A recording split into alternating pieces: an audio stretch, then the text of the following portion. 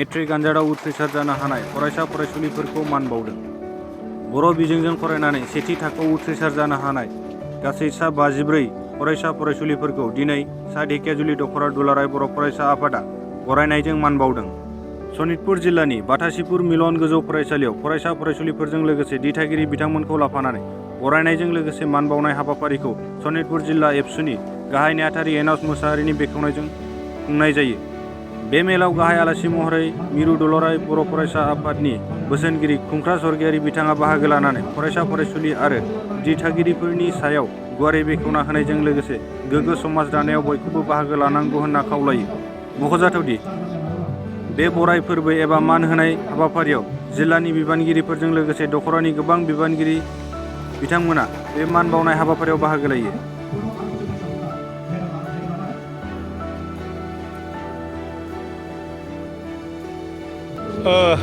जोबोद गोजोनथाव दिनैनि नैबे जारिमिनारि मोनसे बुब्लिया जाहैबाय मा बेसेबांबा सात जाल्लाजों फरायसालिफोर गायसननानै गासै फरायसालिफ्रा भेन्सार प्राइभेट स्कुल प्राइभेट फरायसालिफोर बे फरायसालियावनो फोरोंगिरिफोरनि नाजानाय फरायसानि बिमा बिफाफोरनि नाजानाय रायजो राजाफोरनि नाजानाय बे नाजानायजों दिनै सा ढेकियाजुलि दख'रा दुलाराय बर' फरायसा आफादनि नाजानायजों दिनै दख'रानि सिङाव थानाय गासैबो फरायसालिफोरनिफ्राय गासै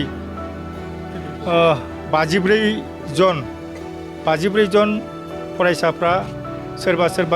स्टार लानानै सोरबा डिस्टिंसन लानानै फार्स्ट डिभिजनाव पास खालामबाय। बेनि थाखायनो दिनै जों सनितपुर जिल्ला दुलाराय बर' फरायसा आफादजों लोगोसे सा ढेकियाजुलि दख'रा बर' फरायसा आफाद बर' थुनलाइ आफाद गुबुन माहारियारि आफादफोरा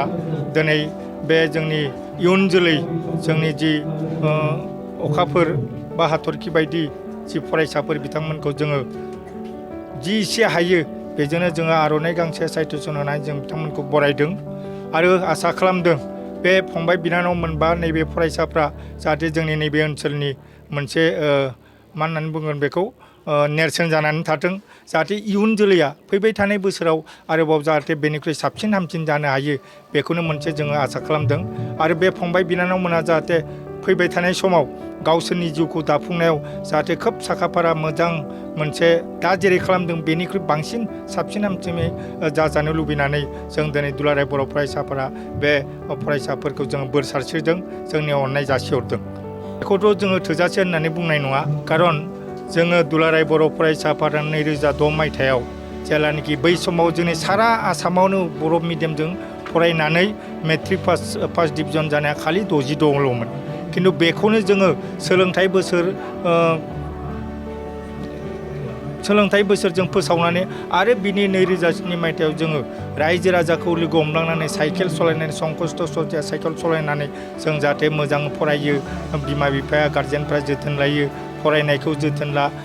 माने गुन गोनां सोलोंथाइ लानो थाखाय बयबो नाजा। बे जोंनि दुलाराय बर' फरायसा आफादनि नाजानाया दिनैसिमाव 18 बोसोर जाबाय। बे 18 बोसोराव 2006 मायथाइनिफ्राय 2023 मायथाइयाव ओरैबायदि मोनसे सोलायनाय बायदि नुदों जे जि जायगायाव नों 2006 मायथाइयाव 66ल'मोन दिनै जोङो गोजानिखौ बांसिन जोङो दिनै फार्स्ट डिभिजन मोननो हादों। गतिके दुलाराय बर' फरायसा आफादनि नाजानाय आरो दुलाराय बर' फरायसा आफाद बर' थुनलाइ आफादनि जि खावलायनाय लेखा जोंनि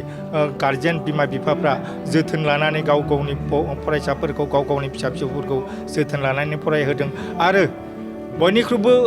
गोजोनथावसिन बा बाख्नायथावसिन आं सानगोन जाय बिथांमोना भेन्सार स्कुलाव बा प्राइभेट स्कुलाव फोरोंनानै सरकारि भाबै बिदि दरमा मोनालासेनो जा एसे एनै रायजो राजा बा फरायसालिया जा एसे एनै अनसुंथाइ होयो बेजोंनो जे जोंनि नैबे इयुन जोलैखौ खोब गोसो होसारनानै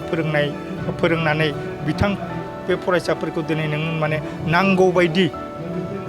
जेसेबां नांगौ बेबायदि खालामनो हास्लाबाखैबाबो दिनैनि थारिखाव जोङो माने 90% जोङो दावगानो हादों आरो इयुनाव जों बेखौ 100% हाजानो लुबैनानै आङो जोंनि नैबे फोरोंगुरुफोरखौ बिथांमोननि सेराव आङो खर' गंग्लायै आर'ज गाबगोन। बिथांमोननि नाजानाय आरो जोंनि बिमा बिफानि नाजानाय ओनसोलनि रायजो राजानि नाजानाय फरायसाफोरनि नाजानाया जाहाथे ओरैनो थाङा बेखौ जाहाथे आफा आनान गथाय इसोरा जाहाथे बोर सारसे बेखौ आङो खावलायबाय गोजोन्थों। बेखौथ' मोनसे थासारि फैयो हयथ' बेनिखायनो जोङो दुलाराय बर' फरायसा आफादा गामि गामि बा ओनसोल ओनसोल थांनानै जों दिनैबो बुंदों जे नोंनि नैबे फार्स्ट डिभिजनाव मोननायानो नोंनि जिउ दानाय नङा, बेखौ नोङो जेरै जि दादों आरो बेनिख्रुइ बांसिन लांबावनांगौनि दरखार दं। जोङो लुबैगोन जाहाथे जोंनि फरायसाफोरा बा जोंनि दानि जि फरायसाफोर इयुन जोलै जिहेथु बिथांमोनानो जोंनि माहारिनि सम्पद, जाहाथे बे सम्पदा गावनि जि नाजानाय बे नाजानायखौ जाहाथे इयुनाव ओरैनो थांहोआलासिनो बेनिख्रुइ साबसिन हामसिन खालामनो थाखाय नाजायो। बेखौ आङो गासै फरायसा जायफोर उथ्रिनो हानाय बिथांमोनखौ आं खावलायगोन जाहाथे जोङो आगोलफोराव नुबोनाय बायदि मानो मेट्रिकआव नोङो बा जि थाखोनि जोबथा आनजादखौ मोजां खालामनानै हायार सेकेन्डारियाव गाज्रि जाहैयो, जों बेखौ लुबैया। जेसेनो हायो बेखौ जोङो मोजां जाजानो लुबैगोन। आरो आं मोनसे खावलायदों, मैया दाखालिसो जोंनि